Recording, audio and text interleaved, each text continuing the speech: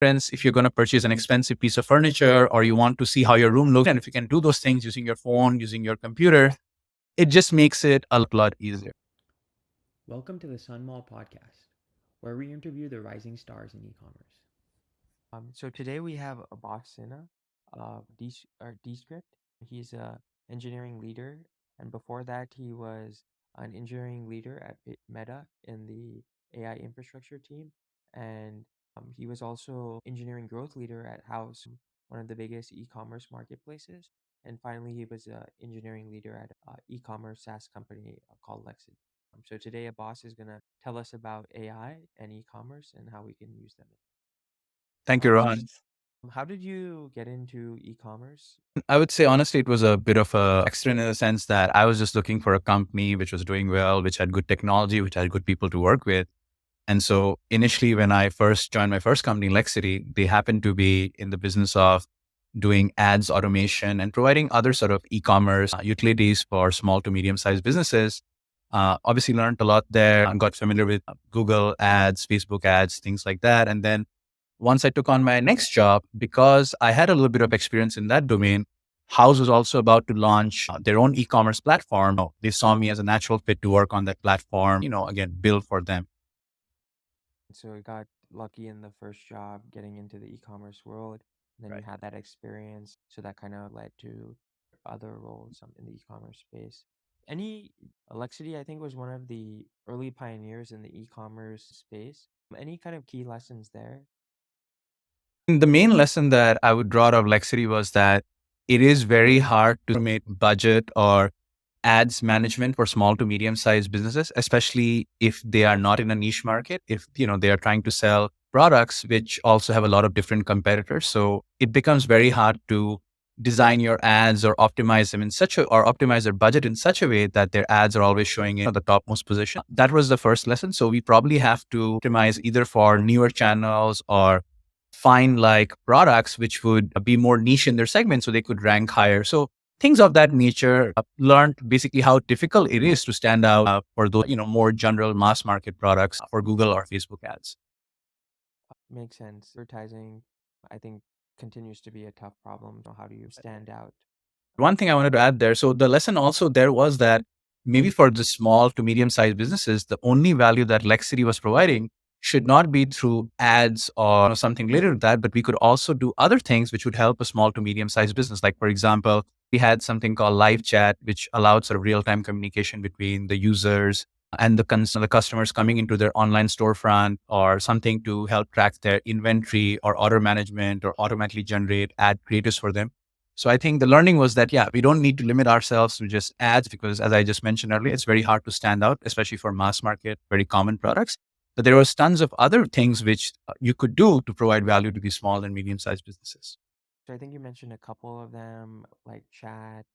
Were any of them particularly noteworthy? I think the live chat feature with Lexity has was very popular with our consumers because it initially started as just, you can think of it like as a visit counter where if somebody was visiting your online storefront, you could real time see like there are X people in your site right now browsing products and whatnot. So I think folks really like to see that because it's just like a real merchant seeing foot traffic coming in through their door. So it was just I would say, an online extension of that.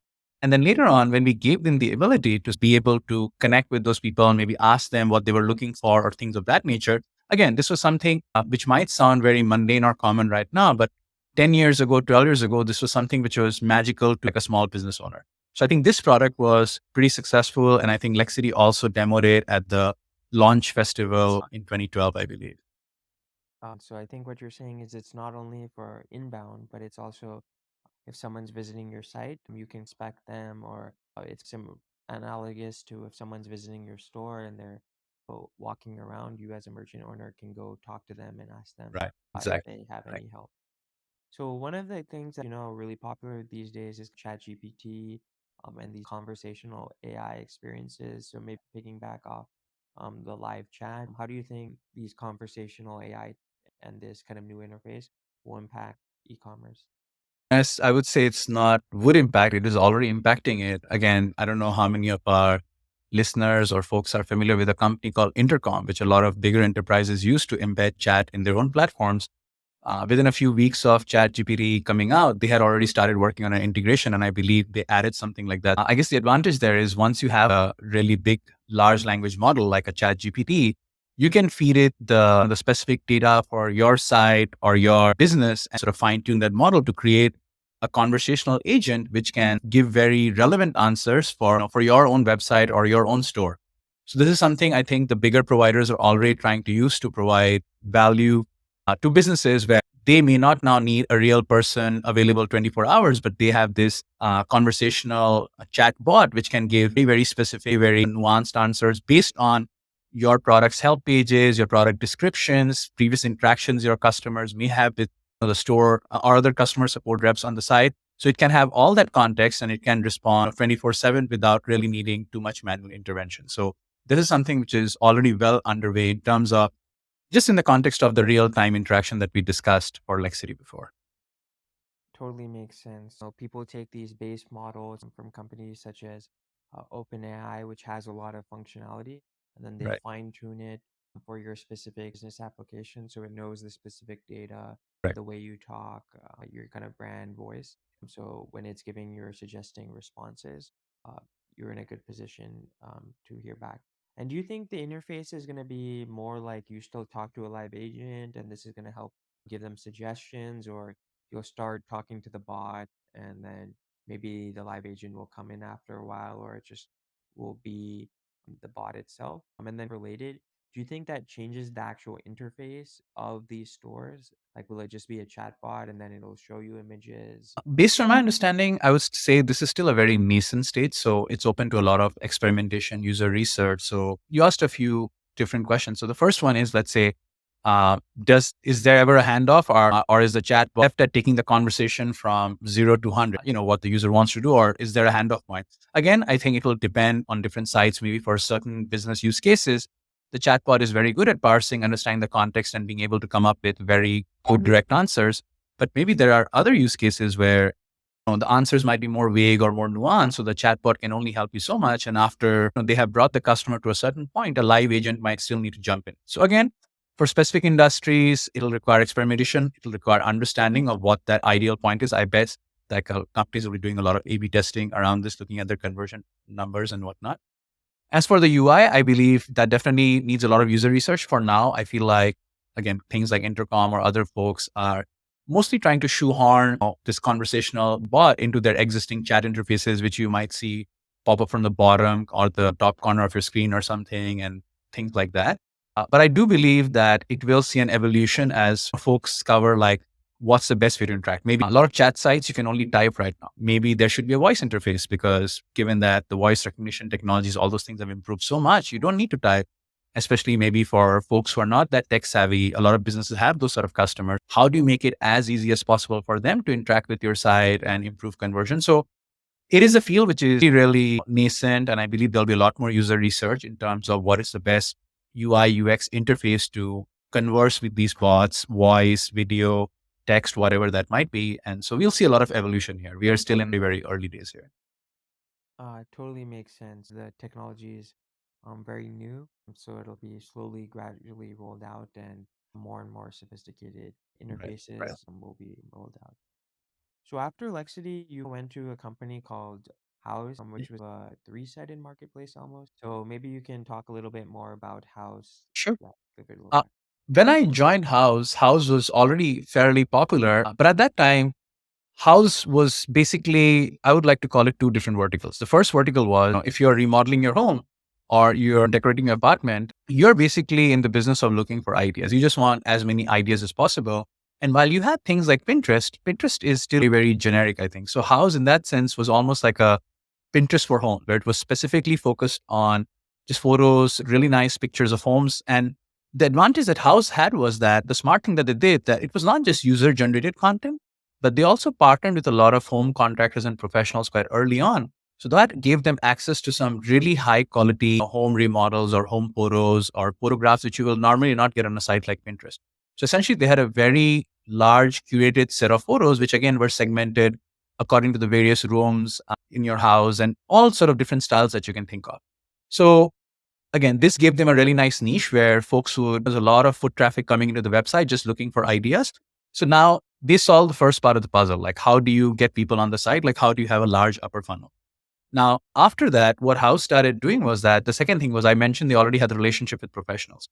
So now the next thing they started working on was that how do you put people in touch with the professionals that they need? So that was something that became a business. Like professionals who paid Houzz a certain fee would be ranked higher in search. They would get extra help from customer support at Houzz to have higher quality pictures or things of that nature that made their profile more attractive. They could see the reviews, things of that nature. And then the next logical step from that follows. Okay, now folks will get in touch with professionals. They can get ideas on the site. So what is the next thing that they need to do? So the next thing which people, when they're remodeling something, is need to do is to buy stuff for your house. You might want to buy a sofa. You might want to buy a bathroom vanity. So logical step was Houzz was to get directly into e-commerce. So this is how Houzz progressed initially when I joined at least. So yeah, that was the progression. Makes sense. So maybe we can first start talk about the consumer side. So how did you guys get the first 1,000, 10,000 customers? And then what continued to be the best channels for growth there? Right. So the very first, I think, channel for consumer growth. So again, maybe a little bit of background about the company would be helpful here. The company was founded by a husband and wife couple, Alon and Adi. And I think their motivation was that they were trying to remodel their own home.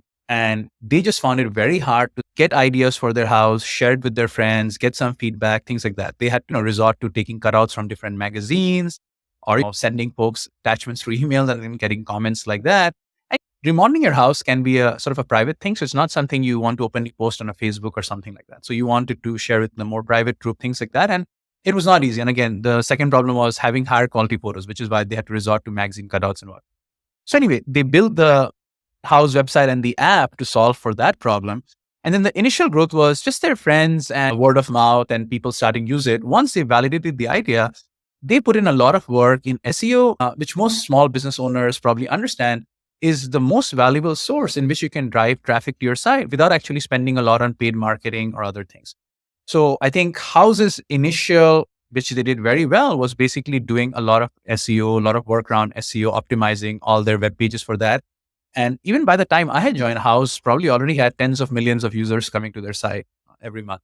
And obviously, just it only grew over the next years or so. But I think that was the main focus. And the first business idea on the consumer side, which came out of that, was because Houzz was getting so much traffic on the consumer end. You want bigger brands like IKEA or home focused brands, they wanted to advertise on the site. We started getting ads from them and we called them brand ads. And there was a pretty fair bit of revenue being generated from those things. And again, seeing those bigger brands advertise on the site, I think gave maybe more confidence to the people browsing, and with good SEO and word of mouth, it just had its own sort of, I don't want to say went viral, but basically snowballed into this nice sort of cycle where more and more people basically started coming to Houzz and recognizing that Houzz was a place where you can get good quality home ideas. So I really like the point about having those ads from those premier retailers. IKEA not only generated revenue for you guys, but also gave a stamp of validity and Right. reputation Correct. advantage there. Any tips on SEO? SEO can be hard work and many times it's more of an art than a science. What I would say is that you should probably hire a professional who is familiar with SEO, who understands how Google's algorithm and the changes that Google makes and how it impacts different things. And basically having some sort of a quantitative measurement in place, which is not always easy to do with SEO. Because many times what folks might try to do with SEO is do ad hoc changes and rely on, oh, maybe this will make it go up. So basically do experiments without really any schedule or a plan. So that's why it's important to have maybe like a SEO professional who really understands what they're doing and they can advise you very well on how to optimize your site, because it is tricky because one wrong change or one change to a sensitive thing could suddenly make your site go from the first on the list to maybe it suddenly is now showing up on the second page of results. So you do need to be careful with it and you need to constantly monitor like how are Google's guidelines and policies changing, because they keep making updates to the algorithms and the way things are ranked. So you need to be on top of it to make sure that your site doesn't suddenly drop out of the top half of the results. Makes sense. How do you think stuff like ChatGPT, Google release a generative AI feature where they help you get the answers? Do you think that'll have a big impact on SEO? I mean, again, this is still all very nascent. So I think it might impact it in two different ways. One is that, which sort of might have already been happening.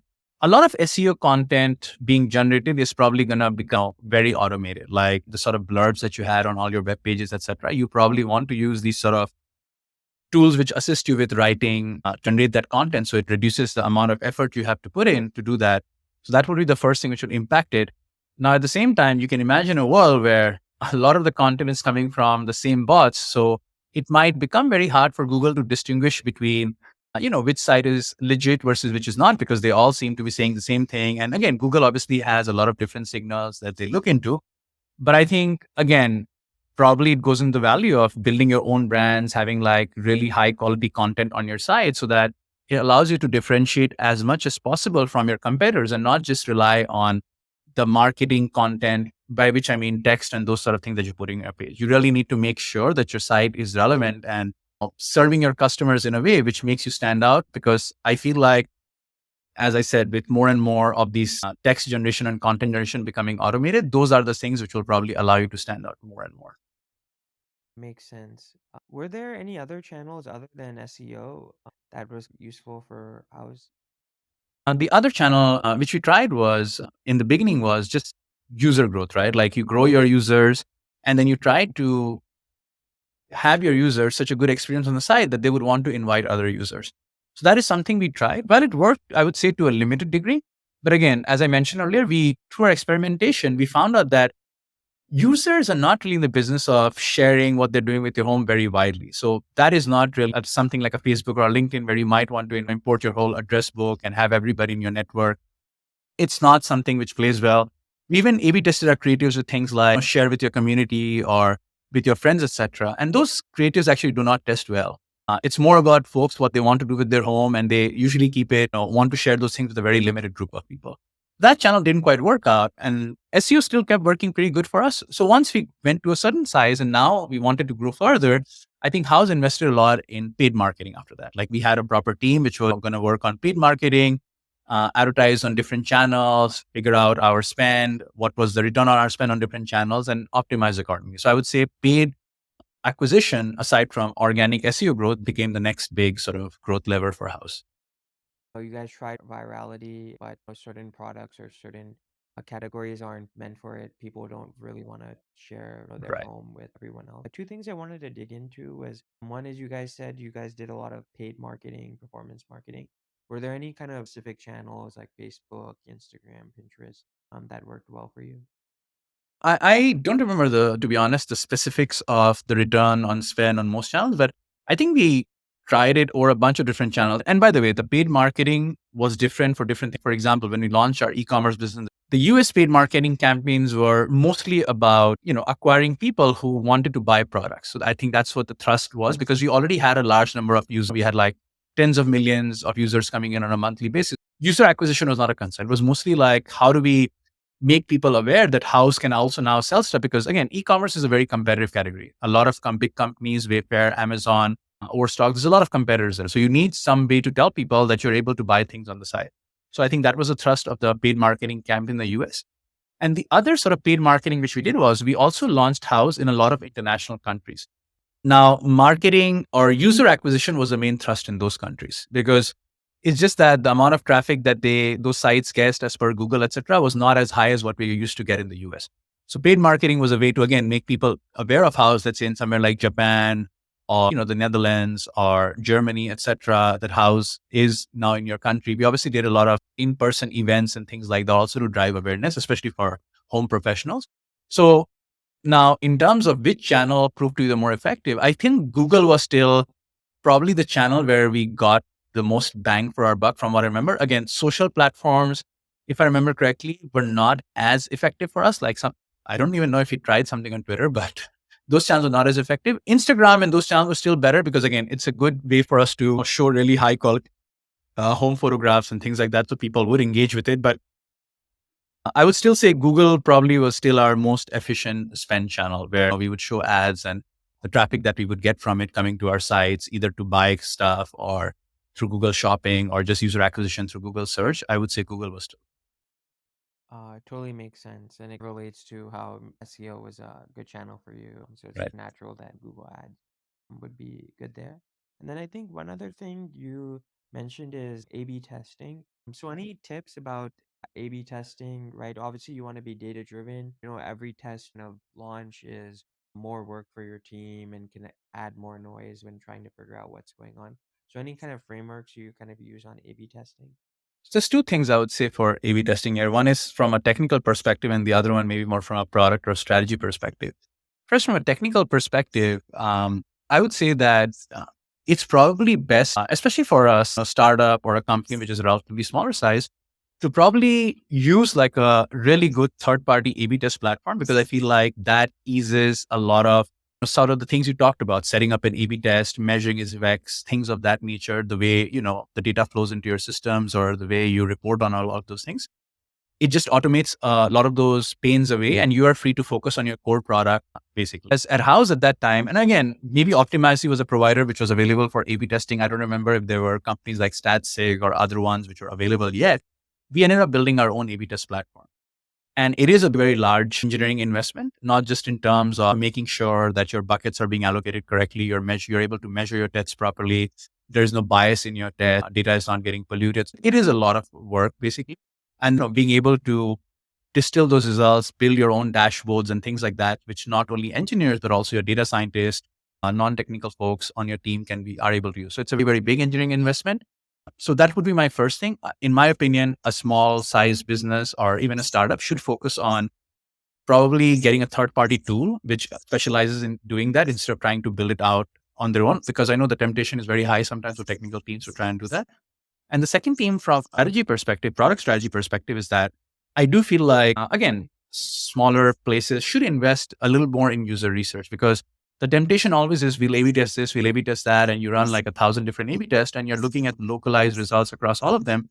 But in doing so, sometimes you miss sort of the bigger picture because you're looking at so many local optimums that maybe you ran 10 different A/B tests. All of those A/B tests showed some incremental gain of 1%, 2%. But in making those 10 changes across your site, you ended up doing something which overall made your experience worse. And that was unfortunately not able to be measured across those tests, because you're not looking at those bigger numbers when you're running that A/B test because you think it is not causing those big changes. But over aggregate, you're actually causing your site to become worse. So it is important not to just A/B test for the sake of testing, but also have backed by good user research, good product strategy, and a very good understanding of what exactly are you building for your customers, what exactly would be a good experience for your customers, and having that picture in mind, and then using A/B test to validate that, rather than the other way around where you're just randomly A/B testing different things, building it up as you go along, because I think that has a very high risk of things getting out of whack. So those would be my two lessons from A/B testing.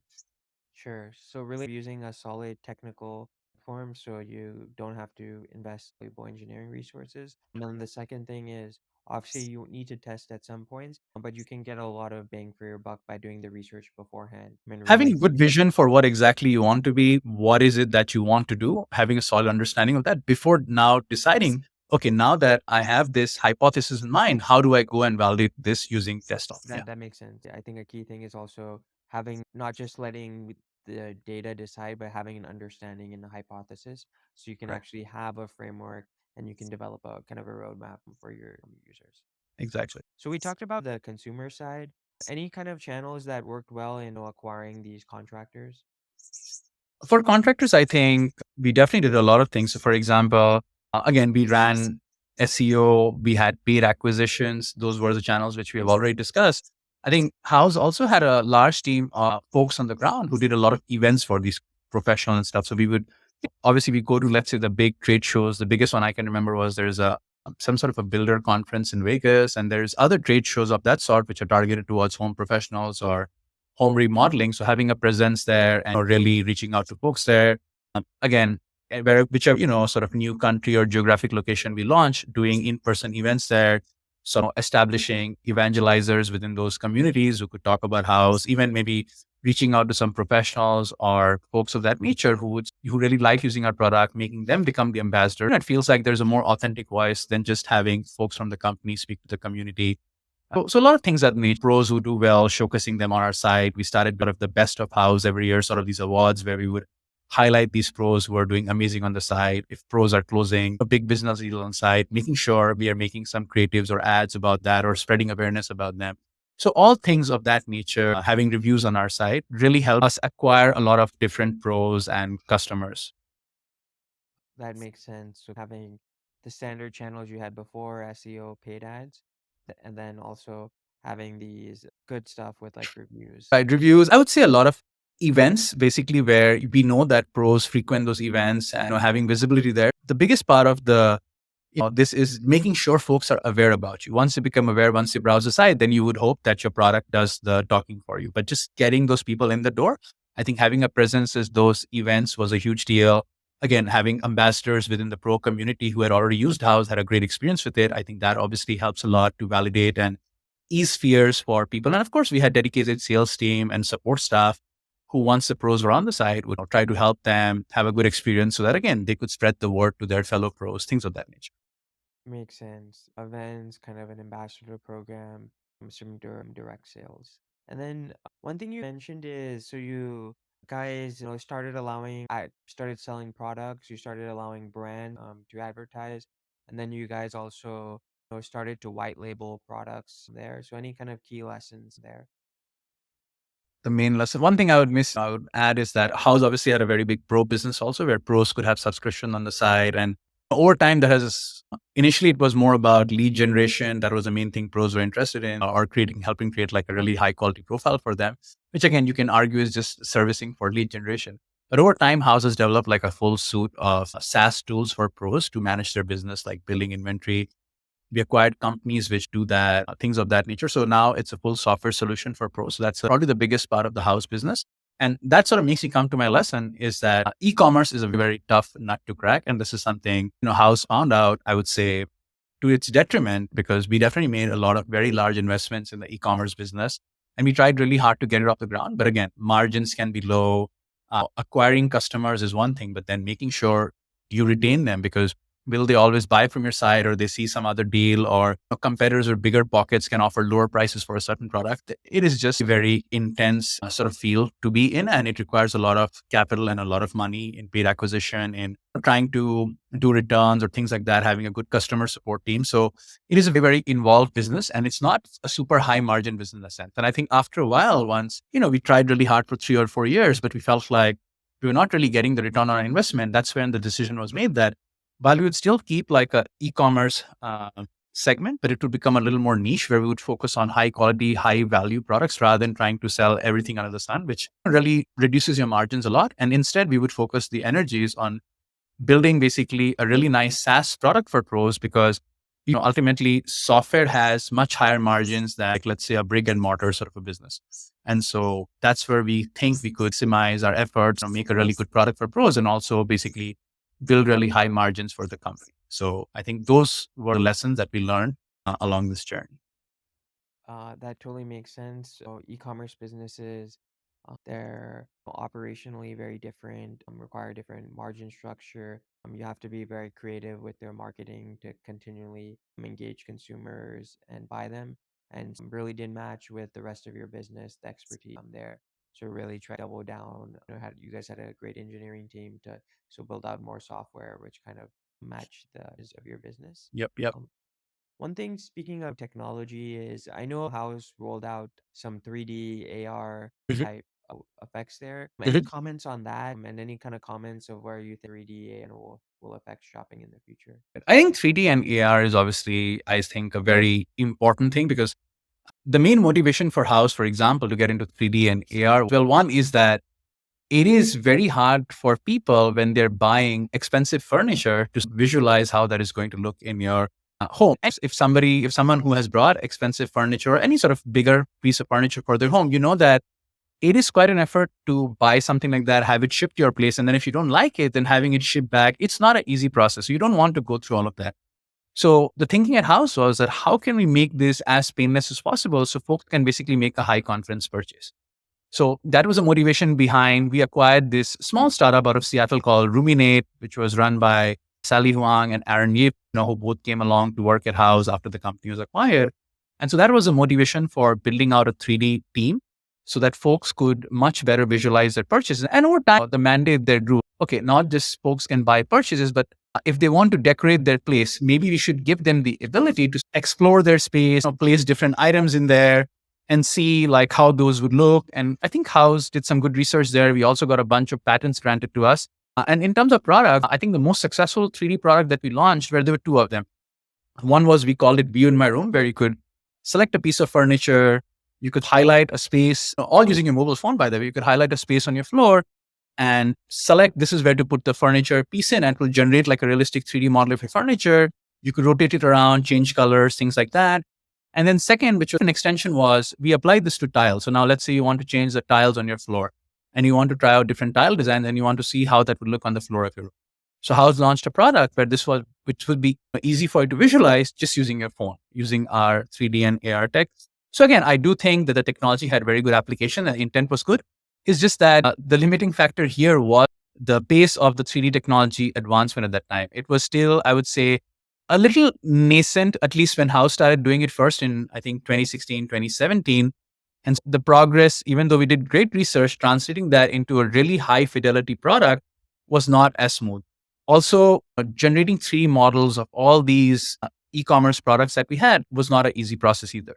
So it took time, it took effort. So again, it is something else, which is also very, I would say, capital intensive in that sense, at least at that time for us, for the technology.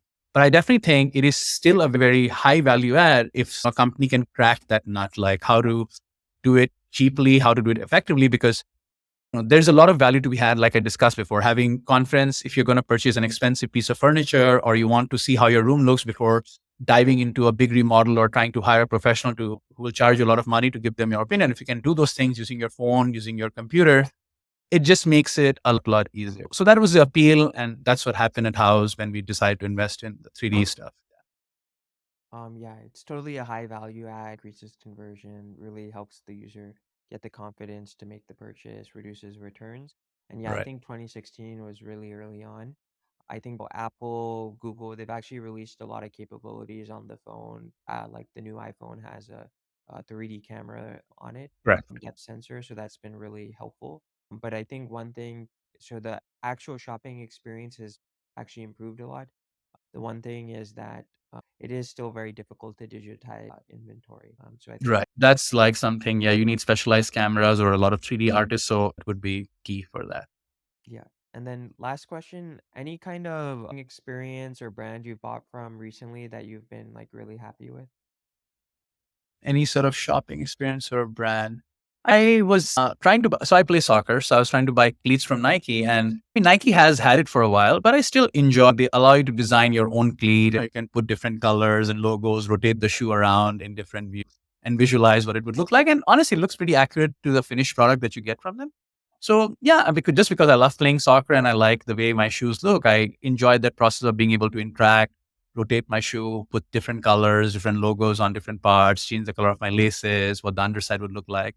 So I think that was an enjoyable experience in that sense. I guess I don't shop as much as I used to. So that probably has been the most enjoyable experience in the last few months. That's really cool. Being able to custom design your cleats there. Your footwear, yeah, it was fun. Yeah, I enjoyed it.